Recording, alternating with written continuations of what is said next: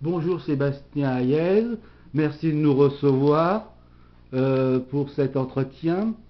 Vous êtes infographiste, maquettiste, illustrateur et concepteur de sites web.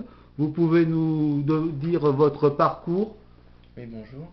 Moi j'ai un parcours un petit peu atypique dans le milieu, parce que j'ai d'abord fait une école d'illustration, illustration traditionnelle, et puis petit à petit j'ai commencé à pratiquer un peu plus l'ordinateur, l'infographie.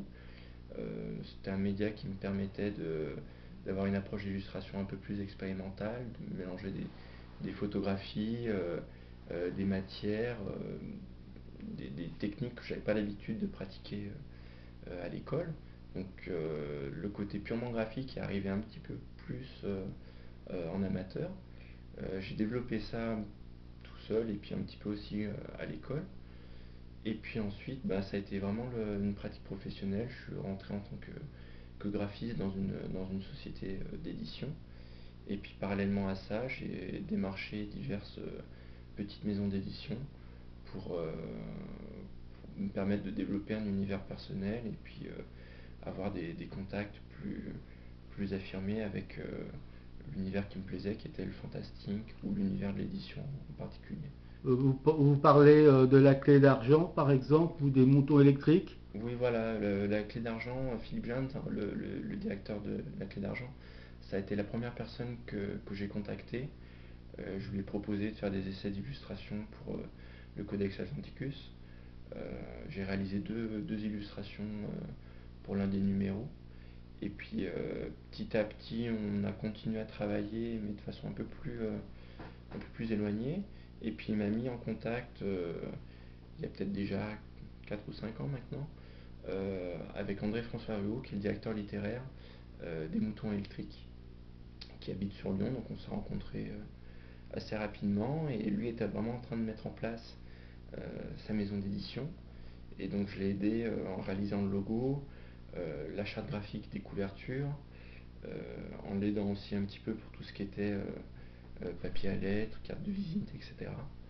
Et puis de fil en aiguille, le- la relation s'est développée, et puis je lui ai créé d'autres chartes graphiques pour des nouvelles collections, réalisé des illustrations pour beaucoup de recueils de nouvelles, de romans, des essais, des choses assez variées. D'accord. Et vous avez conçu quel concept vous avez développé pour ces maquettes de livres, de couvertures Alors pour les moutons électriques, enfin André-François Ruot au départ avait envie d'une maquette de couverture extrêmement simple. Il avait pour modèle une collection de romans d'Agatha Christie publiés dans une version anglaise, où on avait juste un carré noir ou blanc, je ne sais plus, où toutes les informations étaient intégrées à l'intérieur.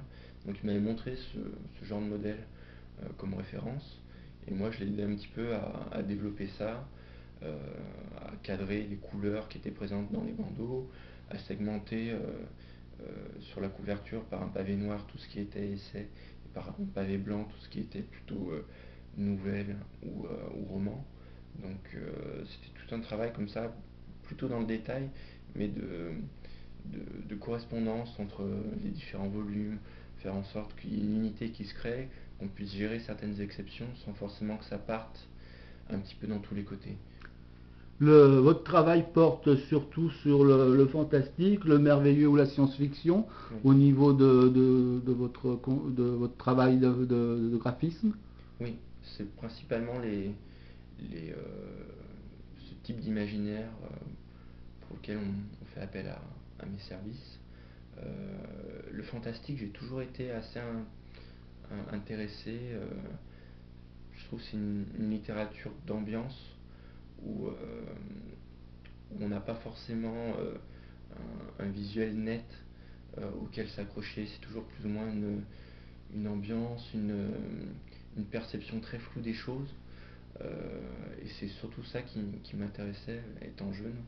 Euh, et puis même en tant qu'adulte maintenant, j'ai toujours du mal à créer une illustration de couverture où on va avoir par exemple le visage du personnage principal. Je préfère que le lecteur se fasse une image lui-même du texte qu'il est en train de lire, plutôt que d'avoir, dès qu'il reçoit le livre, un visuel trop net. Et j'imagine quand le lecteur va lire un passage qui est illustré en couverture ou qui est illustré à l'intérieur du livre, j'ai pas envie qu'il se sente prisonnier de l'image qu'on lui impose. Donc c'est des littératures justement où l'aspect visuel peut rester suffisamment flou.